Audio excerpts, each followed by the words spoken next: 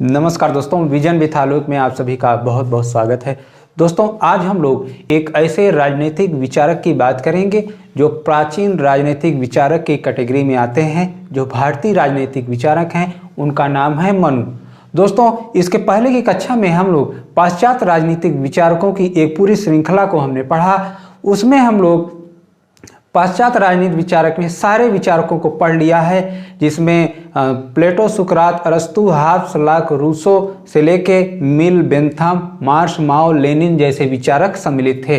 अब हम लोग नए विचारकों की ओर बढ़ रहे हैं, जिसमें प्राचीन भारतीय राजनीतिक विचारक आते हैं। दोस्तों, प्राचीन भारतीय राजनीतिक विचारक में जहाँ कौटिल्य और मनु का स्थान है, वहाँ आधुनिक भारतीय राजनीतिक विचारक में गांधी, महात्मा गांधी, अंबेडकर और गोखले जैसे विचारक आएंगे। तो प्राचीन विचारकों में मनु की क्लास आज हम लोग लेंगे। और मनु की क्लास में दोस्तों देखा जाए तो मनु के जो जन्म की बात की जाती है, ऐसा माना जाता है कि महाभारत के 25 पीढ़ी पूर्व मनु का जन्म हुआ था। दोस्तों, मनु मन धातु से बना है, जिसका अर्थ होता है चिंतन करना। जिसका अर्थ क्या होता है? चिंतन करना। और ऐसा माना भी जाता है कि मनु धरती के प्रथम मानव थे। देवताओं के बहुत आग्रह के बाद ईश्वर ने मनु नाम के व्यक्ति को धरती पर भेजा था।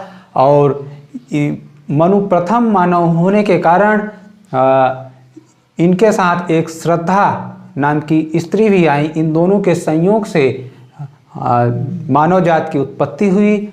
ऐसा माना जाता है कि मनु प्रथम मानव होने के कारण मानव जात में पुरुष प्रधान समाज की स्थापना हो गई। दोस्तों, बिंदुवार अगर देखें तो मनु को समाज व्यवस्थापक माना जाता है। मनु को समाज व्यवस्था का आदि पुरुष माना जाता है। तैत्तिरीय संहिता में ऐसा उल्लेख मिलता है कि मानव जात मनु की संतान है। दोस्तों, यज्ञ शुरू करने वाला प्रथम यज्ञकर्ता के रूप में भी मनु प्रसिद्ध हैं। यज्ञ शुरू करने वाले प्रथम यज्ञकर्ता के रूप में भी मनु को माना जाता है। महाभारत के 15 पीढ़ी पूर्व मनु का जन्म हुआ था। और दोस्तों, मनु ने एक महत्वपूर्ण किताब की रचना की थी, जिनका नाम मनु स्मृति है। और दोस्तों, इसमें कुल 12 अध्याय हैं। टीजीटी एलटी ग्रेड 2018 में उत्तर प्रदेश लोक सेवा आयोग ने सवाल पूछा कि मनु स्मृति में कुल कितने अध्याय हैं। तो दोस्तों, इसका आंसर है मनु स्मृति में कुल 12 अध्याय हैं। दोस्तों, मनु स्मृति किस विषय की ग्रंथ है? तो मनु स्मृति वास्तव में सामाजिक व्यवस्था पर लिखी गई किताब है, न कि राजनीतिक व्यवस्था पर। सामाजिक व्यवस्था पर इनमें ज़्यादा फोकस किया गया है और राजनीतिक व्यवस्था पर कम फोकस किया गया है। साथ ही साथ दोस्तों, सामाजिक व्यवस्था के साथ साथ यह ग्रंथ कानूनी ग्रंथ के रूप में भी मान्य है। विधि विधान के प्रथम निर्माता के रूप में भी मनु महोदय का नाम प्रसिद्ध है। विधि विधान के प्रथम निर्माता के रूप में मनु का नाम प्रसिद्ध है। दोस्तों, आधुनिक काल में डॉक्टर अंबेडकर को आधुनिक काल के मनु की संज्ञा दी जाती है। आधुनिक काल के मनु की संज्ञा डॉक्टर अंबेडकर को दी जाती है। उत्तर प्रदेश माध्यमिक चयन बोर्ड ने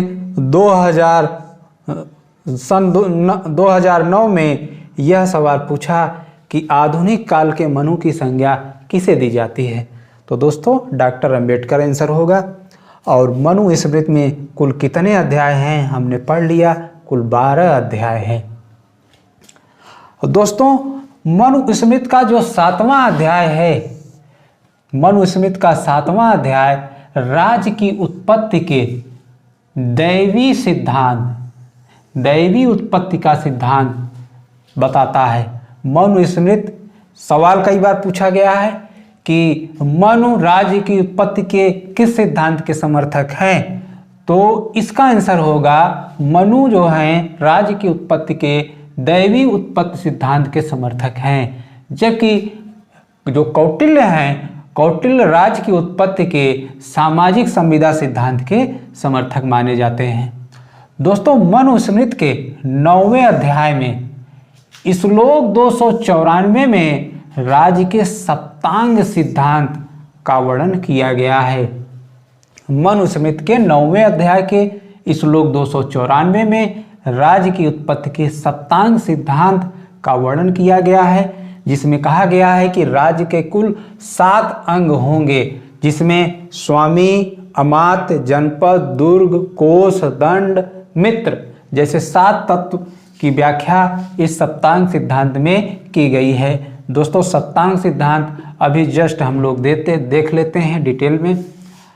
दोस्तों, इस सप्तांग सिद्धांत में राजा का जो स्थान है वह सर्वोच्च रखा गया है और कहा गया है कि जो राजा है वह मंत्रिपरिषद के परामर्श मानने के लिए बाध्य होगा। सवाल पूछा गया है कि मनु के अनुसार राजा किसके परामर्श से कार्य करेगा, तो राजा मंत्रिपरिषद के परामर्श से कार्य करेगा। और मनु ने जो मंत्रिपरिषद के लिए मनु ने एक शब्द का प्रयोग किया है, उस शब्द का नाम है दोस्तों सचिवान। वेरी इंपॉर्टेंट टर्म्स है। मनु ने सचिवान शब्द का प्रयोग किस अधिकारी के लिए किया, तो वह मंत्रिपरिषद के लिए सचिवान का प्रयोग किया। और दोस्तों, मनु ने राजा को राजधर्म के अधीन शासन करने पर बल दिया। कहा कि राजा अपने मन से शासन नहीं करेगा, राजा राजधर्म के अनुसार शासन करेगा। और जो राजा है वह प्रजापालक की तरह कार्य करेगा, माता पिता जैसी सोच रखेगा। जैसे माता पिता अपने बच्चों के कल्याण के लिए लालायित रहते हैं, उसी तरह से राजा भी प्रजा के कल्याण के लिए हमेशा प्रयासरत रहेगा। और दोस्तों, मनु ने अपनी विदेश नीति का जो वर्णन किया उसमें मंडल सिद्धांत और सांडिग्युण नीति, 2 तरह की नीतियों की चर्चा की और उसने बताया कि मंडल सिद्धांत किस प्रकार से होगा और सांडिग्युण नीति की क्या व्यवस्था होगी। दोस्तों, मनु ने अपने मंडल सिद्धांत के अंतर्गत कुल 4 राज्यों का उल्लेख किया है, जिसमें विजिगीषु राज, शत्रुराज, मध्यम राज और उदासीन राज। मनु ने अपने मंडल सिद्धांत के केंद्र में विजिगीषु राज्य को रखा है। विजिगीषु राज्य अपने, इसका तात्पर्य होता है जो जीतने की इच्छा रखने वाला राज्य। विजिगीषु राज्य का मतलब जीतने की इच्छा रखने वाला राज्य। इसी को केंद्र में रखते हुए सारे विदेश नीति तय होते हैं, सारे राज्यों से संबंध तय होता है। विजिगीषु राज्य को चाहिए कि शत्रु राज्य पे कैसे नियंत्रण लाए और मध्यम राज्य उदासीन राज्य से कैसे बेहतर संबंध स्थापित करे। दोस्तों, मनु ने अपने विदेश नीति के अंतर्गत मंडल सिद्धांत के अलावा सांडिग्युण नीति का भी वर्णन किया है। सांडिग्युण नीति में 6 प्रकार की नीति की बात मनु ने कहा है कि जो विदेश नीति होगी, विजिगीषु राज्य अपनी विदेश नीति संधि, विग्रह, यान, आसन, द्वैधी भाव और संश्रय जैसे नीतियों का सहारा लेके अपने हित को ऊपर रखेगा। संधि के माध्यम से मनु ने कहा कि सांडिग्युण नीति में संधि के माध्यम से विजिगीषु राज्य समझौता करेगा और विग्रह के माध्यम से युद्ध करेगा। और यान का तात्पर्य होता है वास्तविक आक्रमण की तैयारी करेगा जो विजिगीषु राज्य है। जबकि आसन का तात्पर्य है तटस्थता की नीति अपनाएगा। द्वैधी भाव का अर्थ होता है दोहरी नीति और संश्रय का तात्पर्य है बलवान का सहारा। तो दोस्तों, जो सवाल पूछा जाता है कि मनु ने अपनी सांडिगुण नीति में किस नीति का उल्लेख नहीं किया है।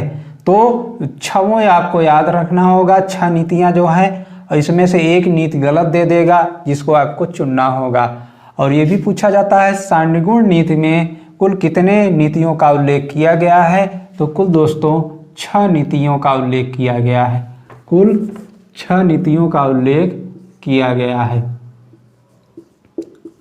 और कभी कभी इन जो नीतियां हैं इनका अर्थ भी पूछ लिया जाता है कि मनु के अनुसार सांडिगुण नीति में संधि का क्या तात्पर्य होता है, विग्रह, यान, आसन, द्वैधी भाव, संश्रय का क्या तात्पर्य होता है। तो इस तरह से दोस्तों हमने मनु की विदेश नीति में मंडल सिद्धांत और सांडिगुण नीति का अच्छे से अध्ययन किया। अब देखते हैं मनु ने सप्तांग सिद्धांत में या सप्तांग में कुल कितने तत्वों का वर्णन किया है। तो हम जानते हैं सप्तांग में कुल 7 अंग होते हैं, राज्य के 7 अंग होते हैं, जिसमें मनु ने पहला अंग जो माना है स्वामी या राजा का माना है, और कहते हैं कि स्वामी या राजा राज्य के केंद्र में होता है, यह एक पूरे राज्य का मालिक होता है। और दोस्तों सप्तांग में जो दूसरा स्थान है अमात्य या मंत्री, जबकि अगला जनपद, प्रदेश, दुर्ग या किला, कोष, दंड या सेना, और 7वां जो स्थान है मित्र का है। इस तरह सप्तांग में कुल 7 अंग माने हैं, स्वामी, अमात्य, जनपद, दुर्ग, कोष, दंड, मित्र। तो दोस्तों इन 7 को आप अच्छे से याद कर लीजिए, क्योंकि इन 7 का नाम दे देता है और पूछता है कि सप्तांग में कौन सा अंग सम्मिलित नहीं है। तो इस तरह से दोस्तों हम लोगों ने मनु के राजनीतिक विचारों को बहुत अच्छे से पढ़ा, और उम्मीद है आपको ये सब चीज़ें समझ में आ गई होंगी। और अगर कोई भी कॉन्सेप्ट, कोई भी तथ्य समझ में ना आया होगा तो आप कमेंट करिएगा, हमें मैसेज करिएगा, और अगर आपको नोट्स की ज़रूरत है तो भी आप कमेंट्स करके बताइए कि हाँ सर हमें नोट्स चाहिए, तो हम आपको नोट्स टेलीग्राम में ग्रुप में शीघ्र ही प्रोवाइड करा देंगे। तो दोस्तों हमारे चैनल पे जो नए व्यूवर्स हैं उस चैनल को सब्सक्राइब कर लें, और जो पुराने व्यूवर्स हैं चैनल को लाइक, शेयर, कमेंट ज़रूर कर दें। धन्यवाद।